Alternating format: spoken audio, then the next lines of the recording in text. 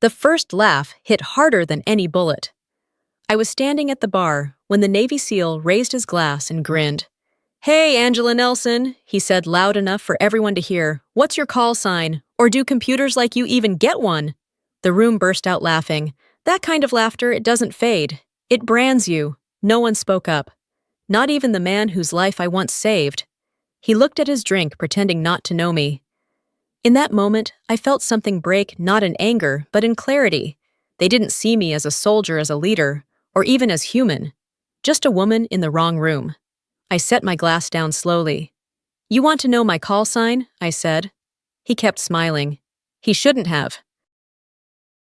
Morning in Norfolk carried the kind of quiet that didn't need permission to exist. The water outside my window barely moved, the pier lights fading against the first streak of daylight. I poured my coffee and waited for the first ship's horn to cut through the silence. To most people, it was background noise. To me, it was order. I'd grown up on the rhythm of that sound. My father used to say, "The ocean trained you better than any commander. It taught you patience, or it swallowed you whole." My mother stitched wounds and saved men who thought they couldn't be saved. Between the two of them, I learned that strength wasn't noise. It was precision. At 20, I joined the Navy, drawn to the unseen parts of warfare, the ones fought through frequencies, not fire. I'd spent years connecting signals to survival, watching lives depend on data that blinked across my screen. Once in a dust-choked corner of the Middle East, a unit of SEALs called for help over a dying frequency. 90 seconds later, they were alive again. Their official report called it a recovered channel. My name never appeared. After 8 years overseas, I came home to a quiet office at the Naval Signal Center in Norfolk. It suited me, the hum of machines, the discipline of silence. Then one afternoon, the phone rang. "Commander Nelson, we need you back in Coronado, California. You'll lead cyber defense training for SEAL operations." The line went dead, but the past didn't. Coronado, the same base that had once sent the team I saved and never knew it. I stared out the window. The sea looked calm, but I could still hear the echo of that broken voice from Kabul. "If anyone can hear us, we're dead." They lived. No one ever asked who heard them. I folded my uniform, slipped my dog tag into the pocket, and closed my suitcase. They won't remember me, but I'll remember them. The cabin door sealed behind me as the plane lifted through the clouds, carrying a truth I'd never been allowed to tell. The California sun cut through the airport glass, sharp and golden. The air smelled of salt and jet fuel, too familiar to feel new. Coronado shimmered beyond the bay, the kind of base built for men trained to shoot first and talk later. By noon, I was walking into the briefing room, assigned for my new course, Cyber Tactical Security Integration. Commander Owen Briggs stood waiting. The last time I'd heard his voice, it was calling for help through static and chaos. Now it carried the lazy confidence of someone who'd already forgotten. He offered his hand with a smirk. "Glad to have you here, Commander. Hope the AC isn't too cold for you." The room laughed. I smiled once. I've survived worse temperatures than sarcasm. The laughter faded, but his eyes held that same dismissive spark.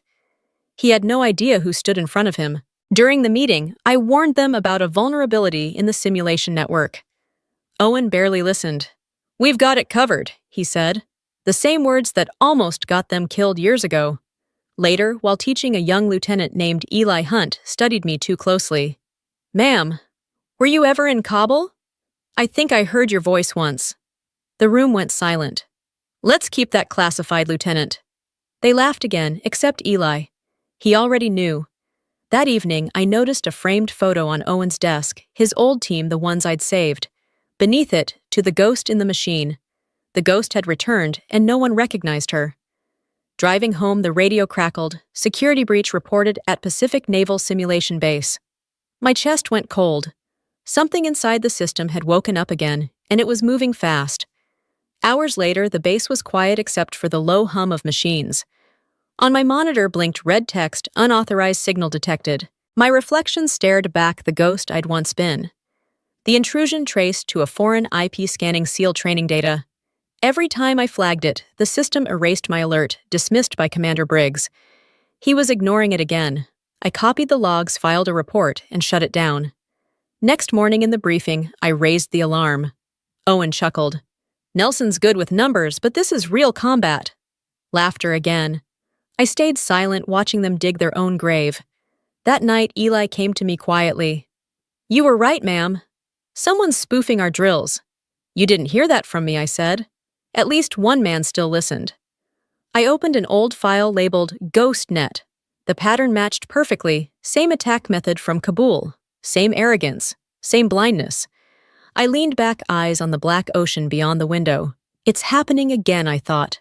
On the final page of the old report glowed my call sign, Operator Phantom 9. Maybe the ghost isn't done haunting yet. The screen went dark, and the sea whispered back. The next morning, the air in the mess hall carried that kind of quiet laughter that cuts sharper than words. From somewhere behind me, a voice whispered just loud enough to sting. Careful, the data queen might hack your coffee machine. I didn't react. I'd learned long ago that silence unsettles bullies more than anger ever could. Still, it burned. These weren't strangers, they were men whose lives I had once saved without them ever knowing. During the tactical briefing, I presented a report on an irregular data stream in the SEAL simulation network. I showed them the code patterns, the repeating frequencies, the same structure I had once intercepted in Kabul. Owen Briggs leaned back, arms folded, voice smooth but smug.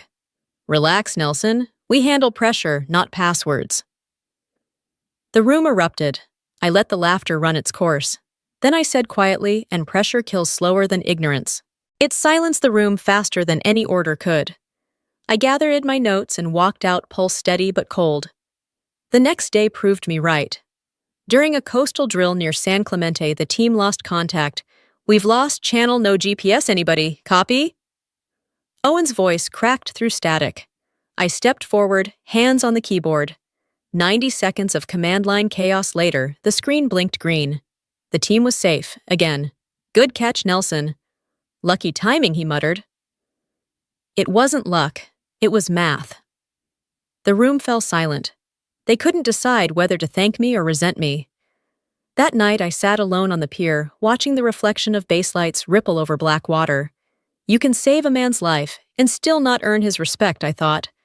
I didn't want credit. I wanted peace, the kind that comes when truth no longer needs witnesses.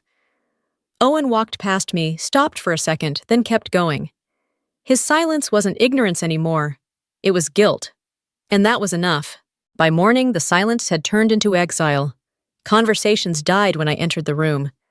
Eyes flicked away, pretending I wasn't there. I'd survived worse kinds of loneliness. In class, Mason Cole, the youngest SEAL, smirked. Ma'am, can you teach us how to delete our mistakes too? Laughter burst out. I met his gaze. No, but I can teach you how not to repeat them. The room froze, and for once he had nothing to say. That night, I checked the system logs and found the cause of the breach.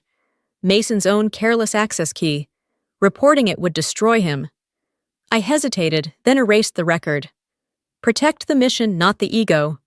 The next day, Owen joked again. Be careful, boys. Our Phantom Lady might ghost us. They laughed, and I replied softly. You have no idea how close that nickname is. They thought it was a joke. I knew it wasn't. Later that night, I opened my old Kabul journal. I was a ghost to them. Maybe ghosts exist to remind the living what silence can do. Eli stopped by uneasy. Ma'am, rumor says you faked the breach to look smart. People mistake calm for manipulation, I told him. Let them. As I left my office, Mason and 2 others were laughing down the hall. The Phantom Lady thinks she's a hero. I kept walking, but Eli turned on them, voice cutting, like a whip. She saved you twice, Cole. Show some damn respect. The corridor went still. I didn't turn around. My eyes stung, but my back stayed straight. The whisper had finally met its echo. At home, I set my dog tag on the table. The name caught the light, A. Nelson Phantom 9. One day they'll understand, not because I speak, but because I stopped needing to. Coronado glittered that Friday night, the kind of brightness that made people forget how dark the ocean could get. The team dragged me to the Pacific Anchor Bar, their favorite spot to drink loud and talk louder. Refusing wasn't an option, it would only prove I didn't belong. I wore jeans, a black shirt, hair tied tight. On the outside, I blended in. Inside, I carried the same cold silence they'd never understand. Beer spilled, laughter echoed. They toasted to drills and near misses, then shifted to their favorite joke, me. Data Queen, Ghost Operator, Phantom Lady. Mason Cole, drunk and smug, raised his glass. Hey, Nelson, tell us your call sign. Or did the computer give you one? The group laughed, careless and cruel. Owen Briggs, sitting nearby, smirked. Go easy, boys. She's sensitive. It was meant to sound kind, but it landed like a blade. I looked at them, the same men whose lives I'd saved without them knowing, the same voices that had once screamed for help through static. I set my drink down, voice calm. You want to know my call sign? Silence? It's Phantom 9. The laughter stopped. Eli Hunt rose stunned. The Phantom 9 from Kabul. That was you. Owen went white, realization crawling across his face. That's classified, Nelson. You shouldn't joke about that. You're right, I said. It was until tonight. Even the jukebox seemed to die. A senior petty officer stepped forward, eyes wide. Commander Nelson, my brother was in that team. You saved him. Every face turned toward me, heavy with shock and guilt. I didn't feel victorious, just hollow. It took humiliation to make them listen. I walked out into the night. Behind me, Owen's voice cracked. Angela. I didn't look back. You didn't ask Owen. That's the difference. By sunrise, the base was quiet in the way shame makes things quiet. Some nodded as I passed. Others couldn't meet my eyes. The truth had spread faster than any lie ever could. In headquarters, a file waited on the desk, Operation GhostNet. Operator Phantom 9. Commander Nelson, your call sign was classified, they said. You revealed it. I answered simply, I didn't reveal it. I just stopped denying it. An inquiry followed. Owen testified, claiming he never knew who saved them. Eli spoke next. Sir, it was her. I saw it. The silence that followed was heavier than judgment. Later, Rear Admiral Kennedy called me in. Commander, we've known for years. You kept your oath. That's what matters. He handed me a transfer order. Effective immediately, you're reassigned to Washington Joint Intelligence Division. Outside, Owen waited. His voice barely carried. I never thanked you. You don't owe me thanks. You owe yourself honesty. That night, I sat by the pier moonlight, catching my dog tag. It's over, I whispered. But the sea answered softly, not yet. The waves rolled in slow, steady, like truth itself, inevitable, patient, and impossible to silence. 2 years later, Washington moved like a living map of quiet decisions and loud consequences. I led the Red Line Task Force, the small team that watched the Navy's drones so the rest of the fleet could sleep. At sea, we had fought storms. In D.C., we fought certainty. One November night, the console spat an alert and intrusion on a fire control channel. The screen painted Tripoli as the target. My stomach dropped when pattern analysis lit up coordinates shifted by exactly 400 meters, the same error signature that had haunted Coronado. If the strike went through, civilians would die. I took it up the chain. The colonel on duty pushed back, insisting they had field confirmation and to proceed. I was blunt, the data stream was compromised, and the strike had to be aborted. He barked that orders stood. I answered that saving lives was an order too. 10 minutes ticked like a detonator. With command stalled, I executed an override on a redundant route and locked control long enough to freeze the drone mid-flight. Alarms screamed, radios filled with accusations. A technician shaking announced that the override had come from me. Admiral Kennedy patched in and asked for my reasoning. I explained that the Red Line code had been cloned from the Coronado breach 2 years earlier, and that firing would kill innocents. There was silence as he reviewed the feed. Then he confirmed the abort. When the logs reconciled, the map showed fighters moving in the old pattern. Our decision had averted a catastrophe. Kennedy told me competence does not shout. It saves lives. That night, the promotion paperwork waited on my desk. I watched the Pentagon lights and thought about the men who once laughed at my silence. Now that same silence had kept them alive. Late in the fall, the office was quiet enough to hear the faint hum of the city beyond the Pentagon walls. My aide announced a visitor. When the door opened, Owen Briggs stepped inside. The uniform he wore looked worn at the seams, the kind that had seen too many deployments and too many regrets. It had been 2 years since I'd last seen him. He stood in front of my desk, but didn't meet my eyes. The silence between us was heavy, old, and unfinished. "You didn't have to humiliate me that night," he said finally. I leaned back in my chair, watching him struggle with the words. "I didn't," I said. "The truth did." He nodded once, jaw tight. "You were right, Angela. About everything. About respect, about silence. I thought strength was noise." "No, Owen," I told him. "Strength is clarity." He let out a long breath, then reached into his jacket and placed a small card on my desk, a photograph of a SEAL training class. "We changed the curriculum," he said. "Intelligence is part of every SEAL course now." I studied the photo. The faces were young, determined, unscarred. "That's how you say sorry," I said quietly. He smiled, the first genuine one I'd ever seen from him. Then his expression darkened again. "You know there are still people who think you pulled that Phantom 9 thing for fame. They're free to think whatever helps them sleep," I answered. "But I know better," he said. We both went silent. For once, it wasn't the kind of silence that hurt. It was the kind that settled things, the kind that meant we'd finally stopped fighting ghosts. Before leaving, Owen hesitated at the door. "If you ever wondered whether it was worth it," I stopped him. "It was. Because you're here." He didn't argue, just nodded and left, letting the door close softly behind him. The setting sun stretched across the office, washing everything in gold: the desk, the wall, the nameplate that read Cap Teats, Angela Nelson, Deputy Director, Naval Intelligence. For a long moment, I stared out the window. The harbor below shimmered like a memory ship's, aligned in perfect stillness. The kind of order you only earn after chaos. My reflection merged with theirs, part of the world I'd once had to fight to be seen in. Forgiveness isn't noise either, I thought. It's just the absence of war. And for the first time in years, the silence around me didn't feel empty. It felt complete. 10 years later, Norfolk smelled the same salt metal and something like home. The morning light struck the harbor in thin gold lines as the Navy band tuned up on deck.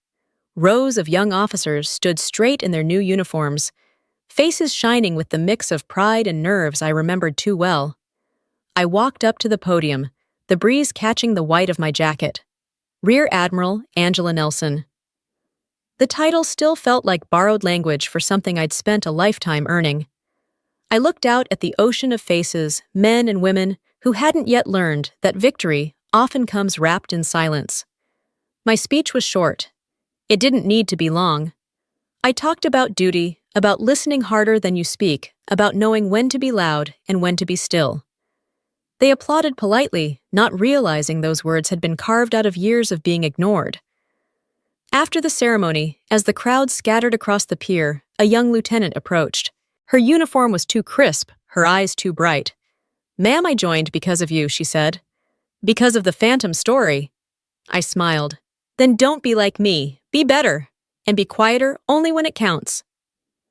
She hesitated, then handed me a small pin, a silver crest shaped like a circuit fused with an anchor. "Operation Redline Protocol," she said. "It's part of SEAL training now." At the bottom, etched in fine print, were 5 words. "In honor of Phantom 9. We don't forget ghosts anymore, ma'am." For a moment, I couldn't speak. The past, once buried under ridicule and secrecy, had become part of their foundation. They'd built a doctrine out of a woman they once refused to see. I closed my hand around the pin, feeling its weight light but not small. As the crowd thinned, I turned toward the back row. Owen Briggs stood there in civilian clothes, his posture still impossibly straight. Retirement had softened him. The arrogance had long washed away. When our eyes met, he raised his hand in salute. I returned it sharp and certain. No bitterness left. No apology needed.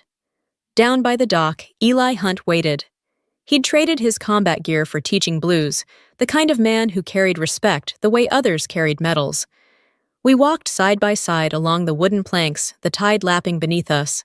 "Funny how a bar joke turned into a Navy doctrine," he said. I laughed, the sound low and easy.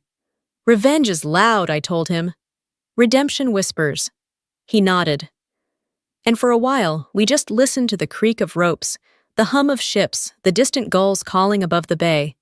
There was nothing left to prove. When he left, I stayed behind. The pier stretched into the water like a bridge to another life. The sea was calm today, the way it only is when the storm has already passed somewhere else.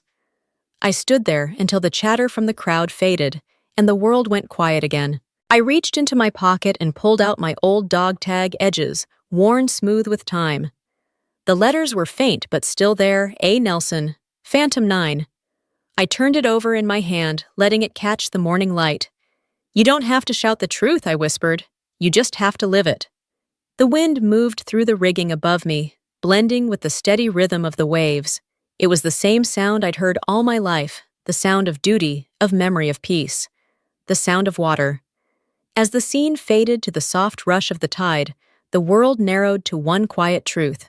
Rear Admiral Angela Nelson Rhett, founder of Red Line Integrity Protocol U.S. Navy, and beneath it, only the ocean answered.